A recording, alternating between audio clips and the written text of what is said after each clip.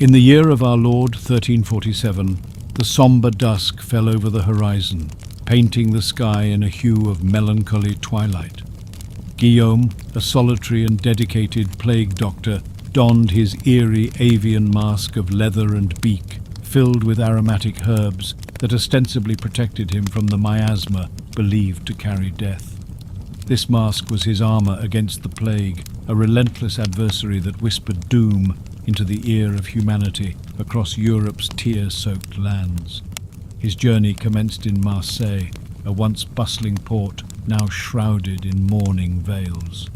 Ships, cloaked in disease and misery, docked silently like spectres. They carried not spices or silk, but a blackened death, one that nestled in the hulls of galleys, seizing upon unsuspecting souls. The streets echoed with the cries of the afflicted, a chorus of despair that rose from shadowy alleys and dim-lit homes where families huddled in fear. Guillaume moved through these avenues of sorrow, his heart heavy with the burden of his chosen path. He had pledged his life to this bleak pilgrimage, seeking to balm the suffering and uncover the origins of this unwelcome pestilence. Yet everywhere his boots trod, he found sorrow multiplied. Each home he entered had become a stage of tragedy, a mother wailing for a lost child, an orphan silently mourning. Plausible theories danced around the minds of those who sought to comprehend this plague. Some whispered of bad air, the foul breath of night, while others decried the wrath of a vengeful deity. Yet none could fathom the complete truth, leaving Guillaume to ponder as he administered to the sick, his hand steady as he applied poultices and potions. Amidst his toils, a day in November 1347 etched itself into his memory. A visit to a particular dwelling etched sorrow on his soul as he carefully tended to an entire family, succumbing slowly to the same fate. The father, whose once vibrant eyes now dimmed by suffering, implored him with grasping hands, "Why, doctor, why?" But Guillaume had no answer, only his silent companionship and the bitter tincture of herb and despair. This was his constant task, a quest not for glory or renown, but the peace that eluded humankind in this fragile era, where life was as transient as the autumn leaves swept by cold winds. And as Guillaume continued his solemn route through the cobblestones of a stricken town, he knew that the road ahead was paved with more of the same. Yet onward he went, driven by a hope buried deep beneath layers of grief and cloth. To heal, if not the body, then perhaps the spirit. With each passing mile, the road unfurled like a tapestry of woven despair, leading Guillaume northward to the bustling city of Avignon. The air was thick with the scent of decay, and the passage of time offered no reprieve from the relentless tide of the pestilence. As he approached the city in early winter of 1348, the papal seat, usually brimming with ecclesiastical grandeur, was veiled in a sombre shroud.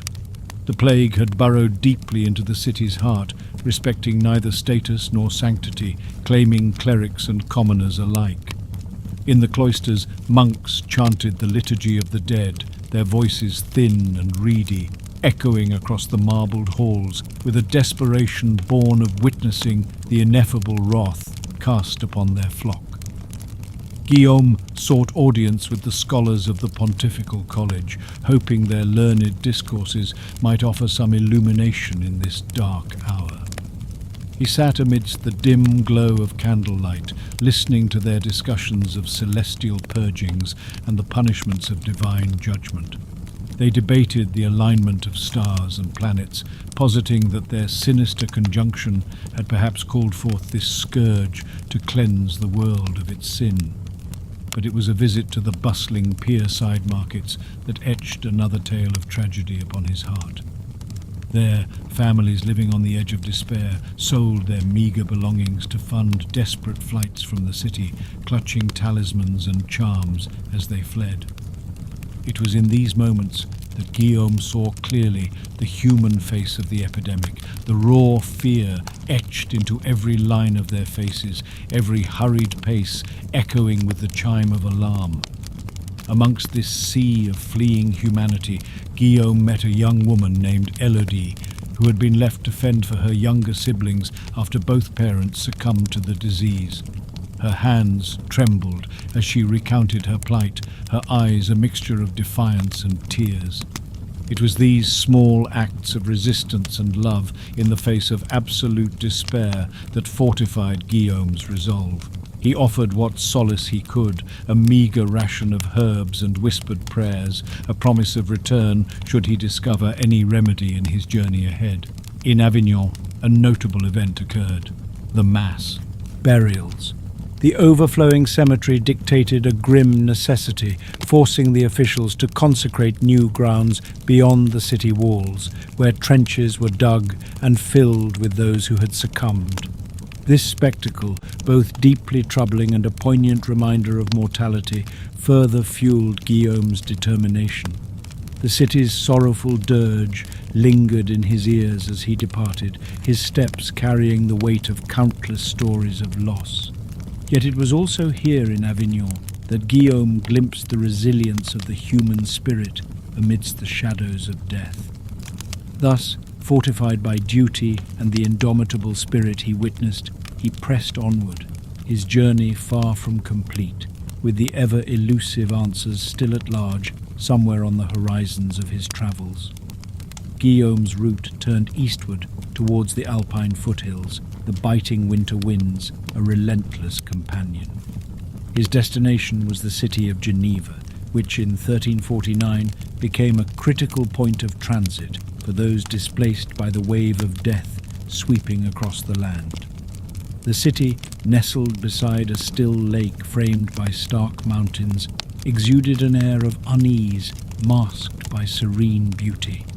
Yet beneath its postcard vista, Geneva was grappling with the realities of the plague. Its storied marketplaces, once a hub of commerce and chatter, had grown eerily quiet. Merchants distanced themselves behind stalls, casting wary eyes at potential customers, the coins exchanged bearing suspicion of carrying more than just monetary value. During his stay, Guillaume was drawn into another tragic chapter, an episode of devastating consequence. The Geneva pogrom, a horrific event orchestrated by fear and misunderstanding, unfolded during his arrival. The Jewish community, residing in relative peace, became scapegoats for the city's agony when false accusations emerged claiming they had poisoned wells to spread the disease. This baseless fear, fueled by unfounded rumors and desperation, erupted into violence on February 1349. Guillaume watched helplessly as a community was torn asunder by hatred and ignorance. Homes were ransacked and individuals were driven to the flames. This human calamity, driven by superstition and unchecked hysteria, was a poignant reminder that fear of the unknown could turn neighbors into enemies, a universal plague in its own right. Amongst the chaos, Guillaume found refuge with a fellow physician, Nicholas, who shared his plight, but from a different vantage. Nicholas recounted his fruitless efforts to dispel the myths about the Jewish community's involvement. His accounts were interspersed with bitter anecdotes of how logical reasoning had been drowned out by the needs of people to find someone to blame. Together, they tried to save those who were wrongly persecuted, yet their efforts were but drops of hope in an ocean of malice. Despite this dark turn, Guillaume quietly persisted in his mission. He visited the monasteries and infirmaries, patiently cataloguing symptoms and observing the different treatments attempted by the city's healers and scholars. He continued to collect scraps of wisdom and fragments of hope, tucking them away for future examination, desperately seeking a pattern, a clue that would help unlock the mystery. As he departed from Geneva, his heart was heavy with the knowledge that he had witnessed yet another facet of the plague's cruelty, one that no mask or potion could remedy. But he also knew he could not linger. there remained in him a flicker of resolve to continue his journey, for somewhere, he hoped, lay the answers he so desperately sought.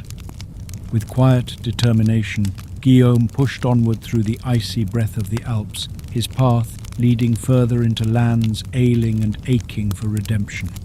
The frozen grasp of winter slowly relented as Guillaume descended from the mountainous terrain of the Alps, his journey leading him to the hearty lands of Milan.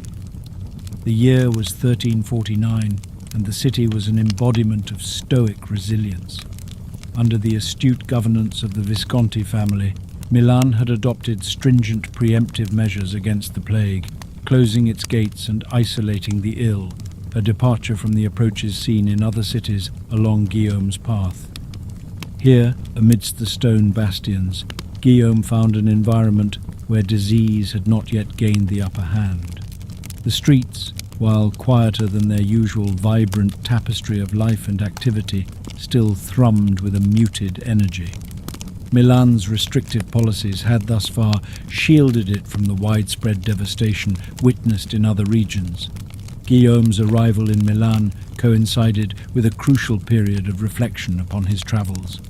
He was joined by a guild of physicians who had convened to discuss their observations and methods from across the continent. These gatherings became a tapestry of shared knowledge and varying theories. Guillaume listened as they debated causes ranging from corrupted air to divine retribution, to more fantastical notions such as planetary alignments. Yet among the conjectures, one raised possibility struck a chord with him. The contagion might have a natural origin.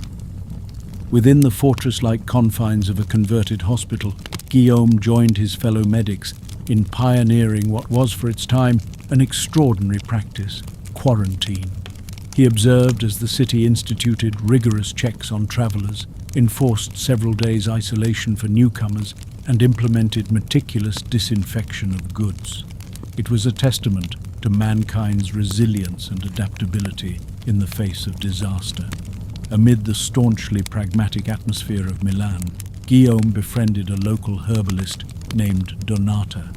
Her shrewd instincts and encyclopedic knowledge of herbs complemented the structured medical practices Guillaume had learned. Together, they experimented with concoctions derived from both proven and folklore-based remedies, their nights spent under flickering lamps, discussing the properties of each plant and the limits of their efficacy. Despite Milan's success in staving off the plague thus far, Guillaume knew complacency could be a deadly adversary. In March 1349, news arrived of a merchant's clandestine arrival, harbouring the fevered whispers of disease. Though swiftly managed, this event underscored the precarious balance the city maintained, an equilibrium perched delicately on vigilance and action.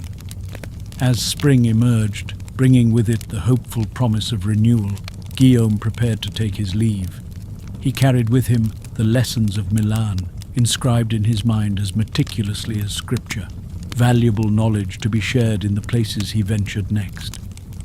With renewed hope fueling his steps, he embarked once more on his journey, determined to spread what light he had gleaned from the darkness left in the wake of his travels. With the gentle awakening of spring, Guillaume descended from the vibrant yet vigilant streets of Milan, his course charted northward into the territories of the Holy Roman Empire. The year of 1350 found him in the bustling city of Strasburg, nestled along the Rhine. Here, he aimed to learn how communities along the great river fared, hoping they had fended as well as Milan against the encroaching shadows of the plague. Strasbourg was a city at a crossroads, its bustling markets and intricate guild networks testaments to resilience and industry. Yet, beneath the city's active exterior, tensions simmered, the aftermath of fear and persecution still lingering like a phantom in the alleys. The grave mistake of the Geneva pogrom echoed here in April, where local angst had similarly boiled over into scapegoating and violence against the Jewish population. Guillaume walked among these grieving streets, noting the grim marks of the aftermath, families scattered and communities rent apart by ignorance and fear. a remnant of sanity held in the form of a group of city leaders who had begun galvanizing efforts to mend social divides and strengthen public health measures. Here, Guillaume found a peculiar alliance of municipal figures and religious contingents working together, a hesitant but necessary collaboration to address the lurking threat peacefully. It was in the quiet sanctuary of a city church that he met Father Anton, a clergyman whose faith had not blinded him to the utility of science. Father Anton opened the church's doors to the sick, maintaining a makeshift infirmary where cures were prayed over and applied with equal fervor. He believed that while divine intervention was paramount, God's instruments were the knowledge and skills bestowed upon mankind. Together, Guillaume and Father Anton established a nascent form of public health campaign, encouraging hygiene practices among parishioners and organizing small gatherings to dispel myths about the disease's origins. They used sermons as a platform to blend spiritual comfort with practical advice, challenging the scourge of misinformation that spread like the plague itself. Despite their efforts, the plague was relentless, marking its presence with sporadic outbreaks in surrounding villages. These outbreaks punctuated the city's relative safety like distant thunder, perpetual reminders of the fragility of peace. In June 1350, news came from the nearby village of Königshofen of a sudden flare of illness, illustrating how close the plague still lurked. Determined, Guillaume took these lessons. His understanding of humanity's duality deepened, its capacity for profound fear and extraordinary grace. With each step forward, he continued to forge bonds of learning and understanding, hoping to equip each place with the means to protect themselves, even as he knew his journey through Europe was only midway through its tragic trail. As summer settled over Strasburg, Guillaume bid farewell to the community, his path once more beckoning him onward toward lands still shrouded in uncertainty and darkness. As the summer of 1350 simmered across Europe, Guillaume charted a course for the vibrant urban tapestry of Paris, the city of light and shadows, where the Seine's gentle currents mirrored the ebb and flow of life. He found himself amid a city that danced between grandeur and decay, its wide boulevards lined with Gothic cathedrals and bustling marketplaces, yet beneath this veneer lay the deep scars of the plague. Paris, renowned for its scholars and thinkers, had not escaped the plague's grasp. The university district, once teeming with dynamic discourse, was subdued. Here, Guillaume hoped to engage with the learned minds of the Collège de Sorbonne and other scholars who gathered, seeking discourse that might unravel the mysteries of the disease. In the scholarly halls, masked by walls of ancient stone, Guillaume participated in fervent debates. He listened as theories clashed. Some spoke of miasma, the noxious air that seemed to seep from the ground, while others considered contagion as a whisper, slipping between people no matter the precautions. Among them was Master Gervais, a scholar who speculated about the transmission through invisible particles, a haunting foresight of the germ theory, yet centuries away from articulation. Their conversations often spun late into the night, fueled by candles and fervour. Guillaume shared his observations, detailing the success of Milan's quarantines and Strasbourg's social campaigns, eager to blend theory with practice.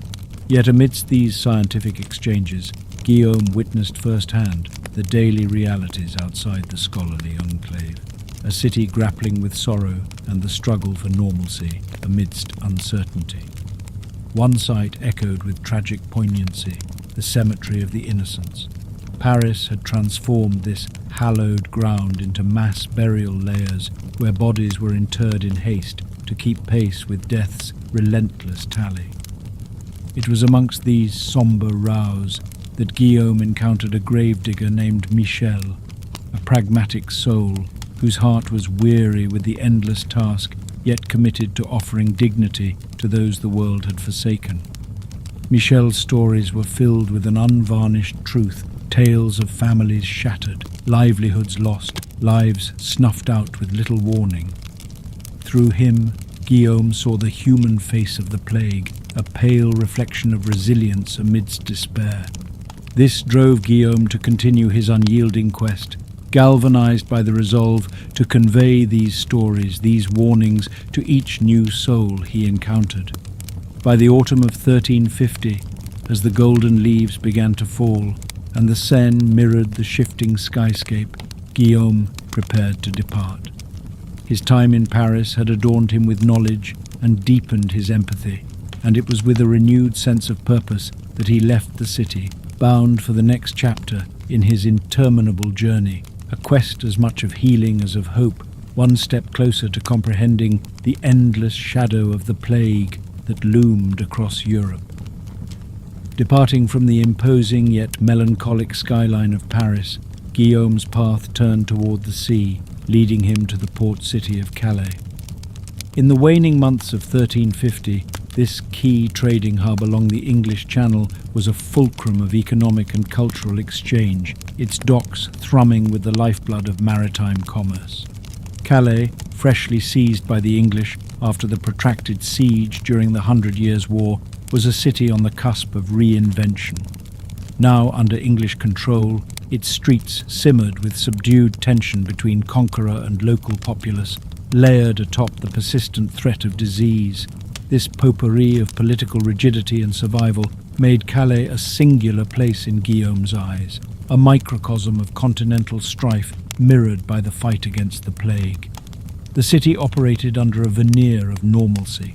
Markets were open, with goods from near and far, while ships lined its busy harbour. Yet Guillaume sensed an undercurrent of unchecked anxiety, masked by the relentless churn of everyday activity. Disease had spared few, and Calais was no exception. The shadows of those lost lingered heavily, a grim reminder, visible in every knock at the door and every cautious exchange. Guillaume forged alliances with local healers and midwives, most notably with a formidable woman named Agnes. Her practiced hands delivered new life amidst despair, and with her, Guillaume shared the knowledge gleaned from his travels. Together they formulated rudimentary health advisories for sailors and merchants, simple yet impactful measures aimed at curbing the unseen transfer of disease that clung like barnacles to hulls and souls alike. Despite their prudent steps, a somber episode left its mark on Guillaume's stay in Calais. A merchant vessel, suspected of harbouring the plague, was refused docking rights and ordered to quarantine offshore. Its plight served as a stark reminder of the ever-present thin line between safety and calamity that Guillaume and his peers navigated. Contemplating the ship's isolated silhouette against the setting sun, Guillaume recognized the profound impact of isolation, a futile act of salvation for society's greater good. During his days in Calais, Guillaume also noted the strategic discussions involving the English garrison and local militia, further showcasing the desperate bid to protect the city and maintain its role as a vital trade conduit. The city's balancing act of commerce and containment, survival and vigilance left a lasting impression on Guillaume. As winter descended once more, Guillaume prepared to cross the Channel, impelled by accounts of the disease's unrelenting march through England. Yet before he left, Guillaume took solace in knowing that even in a place marked by conflict, individuals like Agnes and himself had quietly cultivated hope and resilience amidst the turmoil. Calais, tinged with the essence of both conquest and cooperation, became another chapter in Guillaume's enduring pilgrimage.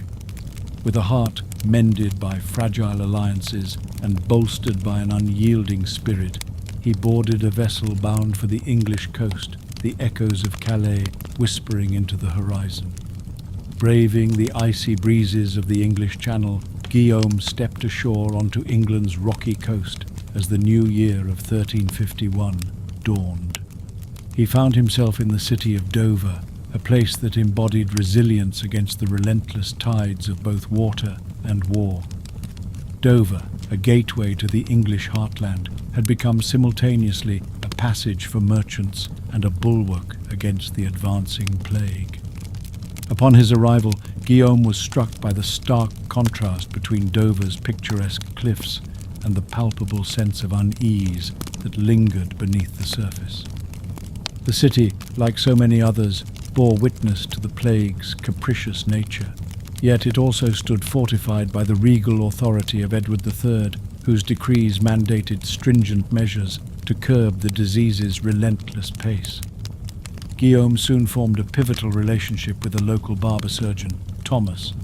In England, barber surgeons were common, offering a blend of haircuts and healthcare, and Thomas was no different. His humble shop became a hub of healing, where Guillaume submersed himself in the treatment of the sick, learning the nuances of English methods and sharing insights gained from the continent. Together, they ventured into the areas most afflicted by the plague, attending to the stricken with a blend of grim determination and burgeoning hope. Each day was a testament to endurance, a race against a foe both invisible and indiscriminate. Still, even amidst the solemn task of healing, Guillaume found moments of levity, a child's laughter breaking the silence, a widow's thankful smile, reminders of the life that persisted beyond the shadow of death. One notable event during his tenure in Dover was the capture of a small French ship suspected of carrying plague. The ship's arrival ignited fears and conspiracies, underscoring the delicate dance of protection and risk that defined the town's existence. Through careful negotiations involving both royal authority and local governance, the situation was diffused, reinforcing the crucial role of cooperation across England's coast. While in Dover, Guillaume witnessed royal proclamations that sought to mend the nation's scars. The Ordinance of Labourers, introduced by Edward III, attempted to regulate wages and work conditions, addressing the economic turmoil wrought by the plague's decimation of the workforce. These laws, though intended as remedies for England's social fabric, revealed the deeper wounds inflicted by the epidemic, a society forced to redefine itself amidst loss and change. As spring approached, Guillaume felt the pull of the road once more. Conversations with travellers spoke of London, the great city along the Thames, bustling and burdened in equal measure. Guillaume sensed his journey now took him towards the heart of England's struggle against the plague. Leaving behind the white cliffs, he carried with him the lessons of Dover's steadfast resolve. His departure marked another step in a journey pregnant with purpose, an odyssey committed to the altruistic pursuit of understanding and overcoming the plague, a testament to the spirit of a world stitched together by shared humanity in its darkest hour. As the first blush of spring touched the English landscape, Guillaume made his way towards London, the city pulsating as the heart of the realm. By the time he arrived in 1351, London was a sprawling hub of ambition, commerce, and, like many cities before it, a stage stricken by the relentless plague. The city was a maze of cobbled streets and towering edifices, the River Thames coursing through its veins, bearing goods and gossip alike. Yet, beneath the vibrant bustle, the vibrato of bells tolling for the departed hung incessantly in the air, a grim reminder of mortality's omnipresence. The fear of the plague had woven itself into the daily rhythm of life, inseparable from the city's identity. Guillaume found solace among the Brotherhood of St. Bartholomew, a group of friars dedicating themselves to the care of London's sick and destitute. He offered his services at the hospital attached to their priory, plunging into a crucible of suffering and healing.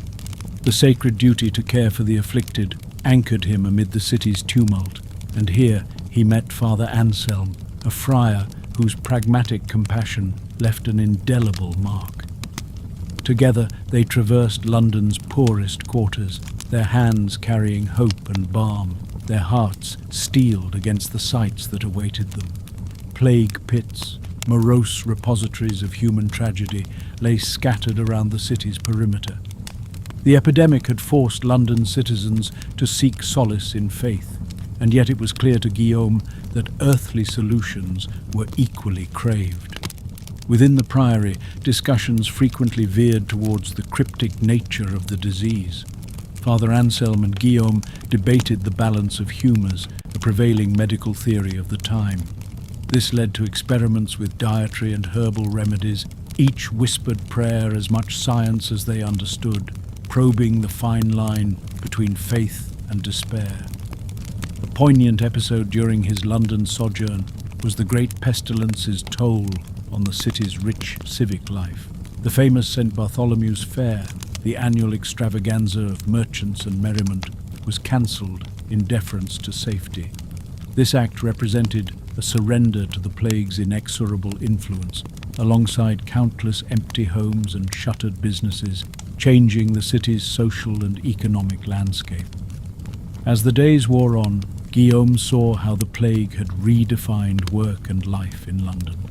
Labour was scarce, creating an unprecedented mobility among workers who demanded higher wages, shifting the class dynamics.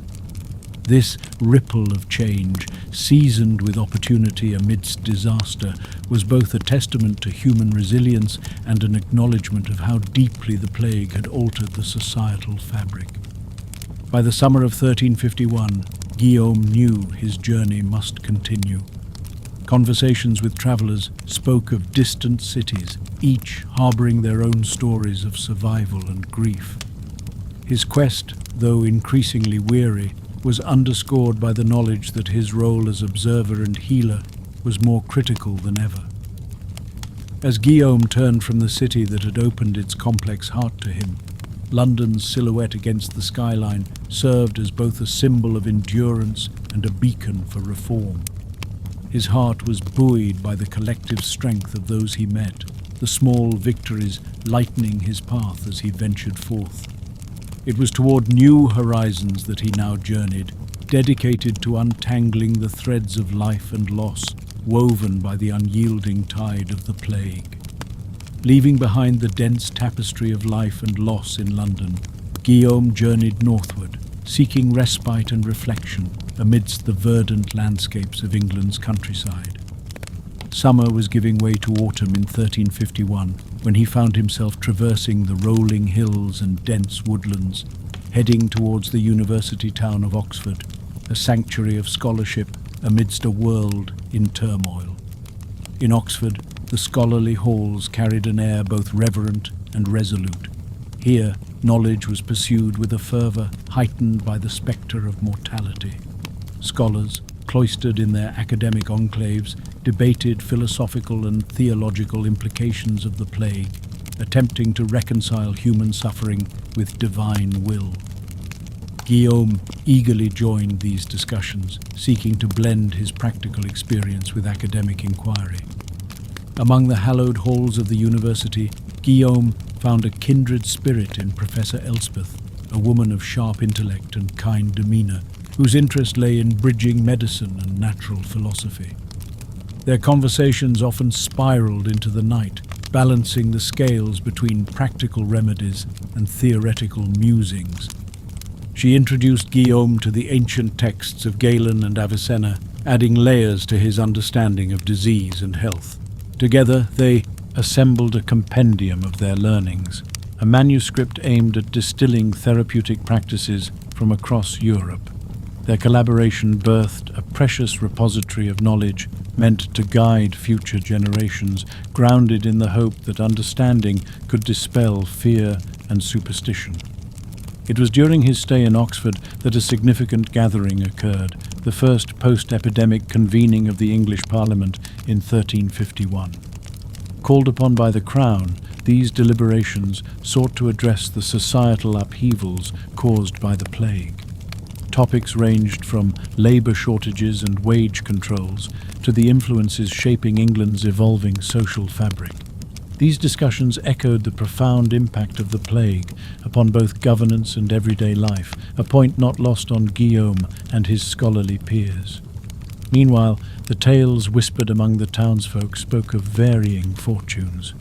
Indeed, while Oxford had escaped the worst ravages of the plague seen elsewhere, the anxieties of a beleaguered populace were palpable. Travellers spoke of villages entirely erased, and yet new opportunities emerged for many, positions of influence, lands unclaimed, and paths previously unimaginable. Guillaume, amid his learnings, took the time to visit these villages, bearing witness to communities striving to rebuild from the ashen remnants left by disease. He spoke with families who had lost so much, their resolve to forge ahead tempered by the bonds of community and shared hope. These visits underscored a quiet strength, flourishing amidst adversity, providing him with both solace and conviction to persist in his mission. As the leaves turned gold and crimson, Guillaume prepared to leave the scholarly embrace of Oxford. His heart was heavy with the collective grief, but also buoyed by the pursuit of knowledge that promised a brighter dawn. With thoughts of new lands and further echoes of the plague tugging at his sense of duty, Guillaume once again set his sights toward the horizon. In parting, Oxford bestowed upon him not only wisdom and companionship, but a deeper appreciation for the indomitable spirit of learning and perseverance. As Guillaume departed from the university town, its spires receding from view, he carried forward a rekindled hope, confident that in pulling together the threads of knowledge, humanity might yet weave a future wherein such darkness could be vanquished. Venturing further north, Guillaume found himself moving through the rugged expanse of England's Midlands, en route to the bustling city of York as the year 1351 drew to a close. York, with its towering minster and stone-walled fortifications, was both a stronghold of religious and civic strength and a focal point of northern trade and politics. Upon arrival, Guillaume was welcomed into a community striving to find equilibrium between tradition and the harsh realities imposed by the epidemic. The city's heart beat with a resilient pulse, although the echoes of past devastation lingered like a haunting refrain. The minster's bells tolled with a dual purpose, to beckon the faithful and to honour the souls swept away by the plague's grip. In York, Guillaume became acquainted with Brother Edmund, a pragmatic monk whose mission lay in the spiritual and physical reconstruction of the community. Together, they embarked on efforts to restore and revitalize local health practices, bringing together fragments of healing wisdom from near and far. Guillaume, with Brother Edmund's support, advocated for the application of lessons gleaned from places like Oxford and Milan in approaching the city's public health challenges. A significant event during Guillaume's stay in York was the Divine Petition Act of 1351, which reflected England's struggle to adapt to a drastically altered feudal society. The Act sought to normalize labor relations by restricting wages and reinforcing feudal ties, a complex response to economic disruptions following the plague's decimation of populations. This legislation underscored the nation's efforts to grapple with transformative societal shifts. As Guillaume engaged with York's townsfolk and leaders, he witnessed the tension between fear and hope in their daily lives. Stories ran deep within the city's fabric, accounts of isolation broken by profound generosity, of strangers united by shared losses, of neighborhoods reclaimed through collective resilience. It was in York that Guillaume encountered Marion, a midwife and herbalist whose hands brought comfort to the afflicted and safe passage to the new souls entering the world. Her knowledge of local plants added a new dimension to Guillaume's evolving repository of remedies. As they shared practices and compared notes, Guillaume was reminded once again of the intrinsic wisdom contained within different healing traditions. Amidst this exchange of ideas, Guillaume quietly partook in community efforts to rebuild infrastructure, contributing to projects designed to fortify the city against future crises. Here in York, the merging of past learnings with innovative practices painted a picture of hope and potential, even as the shadow of the plague persisted in memory. As winter tightened its grip, Guillaume prepared to leave York, his heart buoyed by the city's tenacious spirit.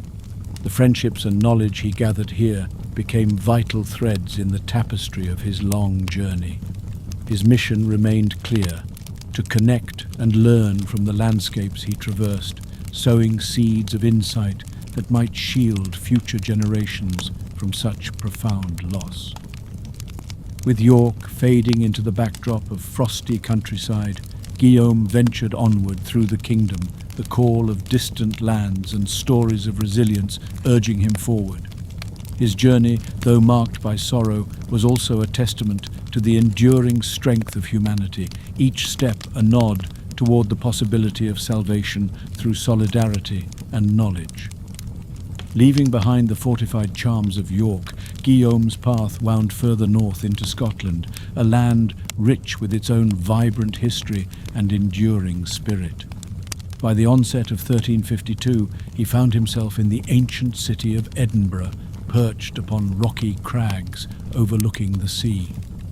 The castle loomed above, a sentinel watching over its people and the creeping tendrils of plague that sought entry into this proud land.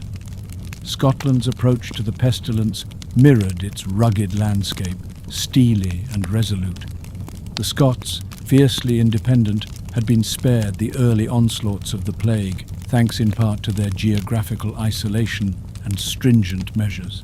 Yet as trade and travellers moved with the seasons, the spectre crept closer, challenging the Scots' defences. In Edinburgh, Guillaume quickly aligned with the city's College of Surgeons, a fledgling institution gathering medical minds committed to understanding and combating the disease. Among them was Malcolm, an enterprising young surgeon whose innovations in surgical procedures impressed Guillaume. They formed a partnership that married Guillaume's expansive European knowledge with Malcolm's practical energy. Their collaboration bore fruit in the form of new protocols for cleanliness and quarantine within the city's perimeter. These efforts were aimed not only at stemming the immediate threat, but at embedding long-term public health values into the fabric of Scottish life. Through lectures and demonstrations, Guillaume and Malcolm disseminated this knowledge, hoping to arm the people with the tools to confront the unseen enemy. Even amidst these scientific endeavours, Edinburgh faced a unique challenge as local chieftains and lowland nobility grappled with the shifting economic foundations laid bare by the plague's reach into Britain. This era marked a transition as the feudal system, straining under demographic changes, began to crack, allowing for shifts in power dynamics and societal roles. As news of isolated outbreaks in surrounding villages reached Edinburgh, the city prepared itself.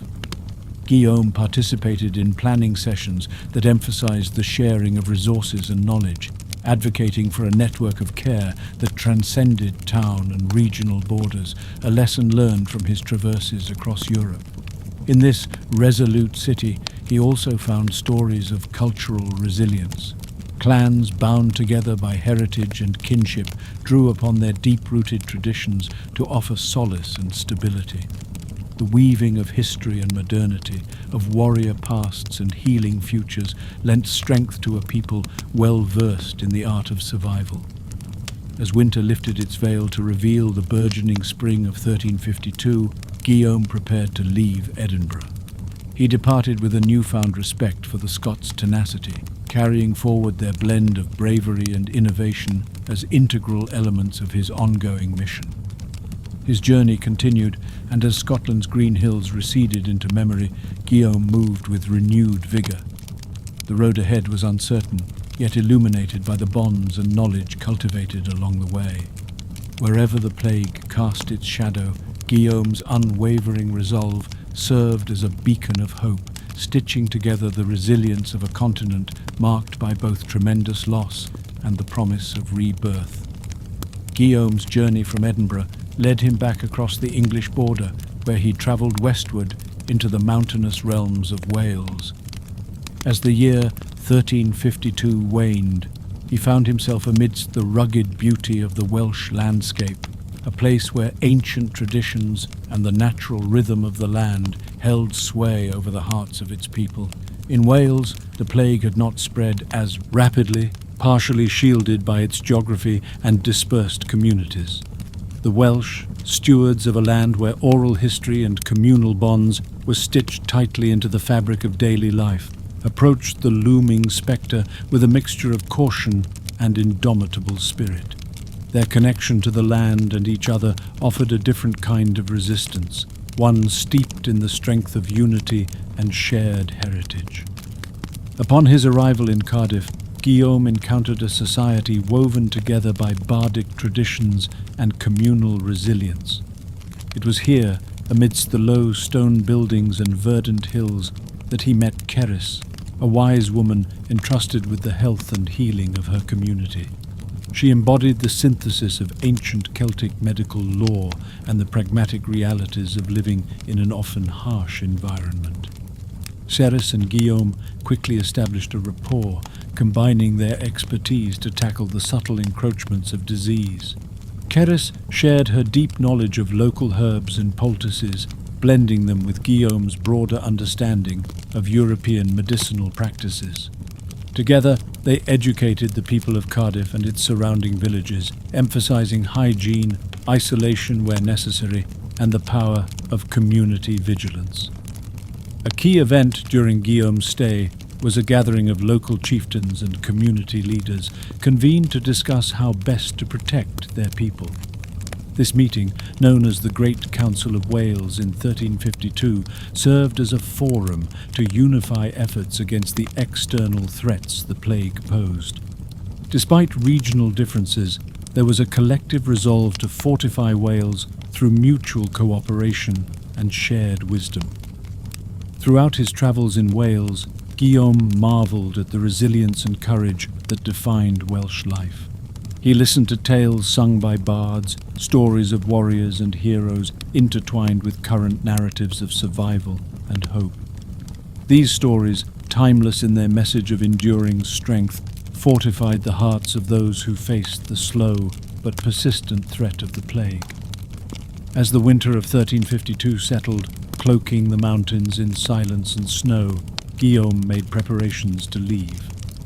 The Wales he departed was one that had welcomed him with open arms and shared its legacy of resilience and kinship. He carried with him the collective wisdom of the Welsh people, their indomitable spirit, a powerful testament to the unyielding desire to protect and preserve life. Guillaume's journey was far from over, and as he journeyed onward, he did so with a heart fortified by the strength of those he had encountered. His quest continued to light the way through a world transformed, driven by the belief that through unity and understanding, humanity could emerge from the shadows cast by the plague, forged anew by the trials it had endured.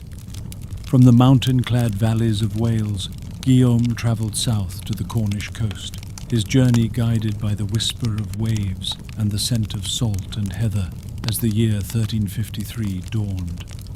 Cornwall, with its rugged cliffs and ancient tin mines, stood as a testament to endurance and the relationship between humanity and earth, quietly persistent in its resistance against both time and the pale rider of pestilence. Cornwall's isolation had been both boon and bane. It shielded its people from the worst of the plague's early devastation, but also cut them off from newer forms of knowledge and support networks that had sprung up across the continent. By the time Guillaume arrived in the port town of Falmouth, there was an urgent need for external wisdom woven with local practices to brace for a threat slowly seeping into their shores. In Falmouth, Guillaume met Elias, a seasoned mariner whose navigation of the Atlantic spoke volumes of Cornwall's intrepid spirit. Elias had turned his expertise from the seas inward, helping chart the spread of illness in hamlets and villages with the same precision he once used to chart tides. He was an embodiment of Cornish adaptability, a quality that resonated deeply with Guillaume. Together, Guillaume and Elias convened with local leaders, artisans and miners to implement a strategy fusing maritime caution with communal diligence. They adapted quarantine measures for incoming ships, establishing check and hold procedures at harbour. This foresight, coupled with the Cornish focus on locally sourced remedies, created a buffer against the disease's relentless approach. A transformative moment for the community occurred when tensions arose over the closure of strategic shipping lanes, lifelines for trade and supplies, but also potential conduits for disease. Heated discussions among traders and elders mirrored similar debates seen across ports throughout Europe. Yet in Cornwall, a resolution was forged through consensus, balancing protections with necessary commerce to sustain life amid uncertainty. Guillaume's time in Cornwall also offered moments of introspection. The sea's constant ebb and flow illustrated the cyclic nature of existence, reinforcing the lessons he had learned throughout his journey. The persistent pulse of life, undeterred by adversity, driven by tides of hope and resilience. This reflection was mirrored in local folklore, where tales spoke of giants and saints interweaving myth with survival. As spring began to breathe life into the rugged Cornish land, Guillaume found himself infused with a sense of completion. His journey here distilled the essence of everything he had encountered, communities diverse yet similar in their fervent battle against oblivion, each a chapter in a broader story of endurance. With Cornwall behind him, Guillaume's quest was nearing its zenith. He travelled onward with a spirit bolstered by the countless souls he had met, each encounter a beacon illuminating the path through a darkened era. The next leg of his journey promised new challenges, but as always, he moved forward with the quiet faith that knowledge and unity could steer the world back into the light. From the windswept shores of Cornwall, Guillaume's journey took him back into the heart of the continent. The spring of 1353 saw him travelling eastwards, his path lined with both familiar and foreign vistas as he made his way toward the Low Countries, regions whose resilience and industrious spirit had weathered many storms before and thrived on the fringes of tumultuous seas. Arriving in Bruges, at the time a bustling nucleus of commerce and culture in what is now modern-day Belgium, Guillaume was greeted by a city alight with the flickering glow of both prosperity and peril.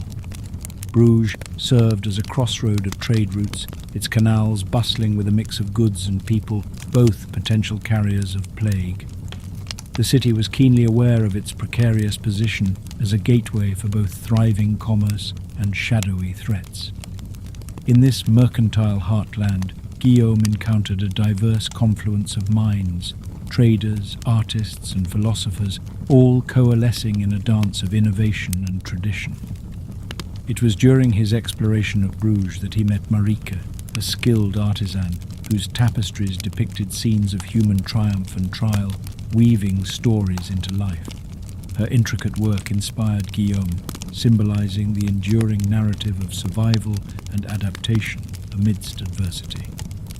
Bruges' city council, cognizant of their vulnerability, convened with local and foreign representatives to forge a collective defense against the plague's encroachment, similar to the Hanseatic League's efforts to tighten health protocols across the Baltic. The council welcomed Guillaume as an intermediary, appreciating his expansive experience and understanding gleaned from his travels.